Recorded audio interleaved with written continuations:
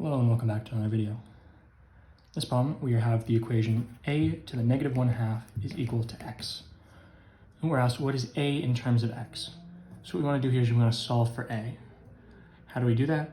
Well, we already have a in one term is equal to everything else. But the problem is we don't have a to the first power. So the way we do this is we multiply it by some power that is going to give us a to the first power, or a. Because that's all we want. We want a by itself is equal to everything else. So how do we get a to the first power? Well, we have a to the negative 1/2 power. We have to raise that to a power x such that, or we can use y because we already have an x in this problem. Raise it to a power y such that this is a to the 1. So the way we do this is we say, okay, we have a to one power to another power. That's a to the first power times the second power. That gets them in one power, and if this is equal to a to the 1, right? If a to the negative 1/2 y is equal to a to the 1, then negative 1/2 y is equal to 1.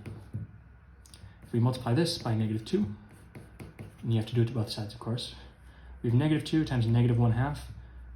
These just cancels and gives us 1y, or just y, is equal to 1 times negative 2 is negative 2. So if we take this back to our original equation, what was y telling us? Well, it's taking us what power do we have to raise a to the negative 1/2 to get it to be just a to the 1, or a. We found negative 2. So we have negative 2, and of course you have to do it to both sides.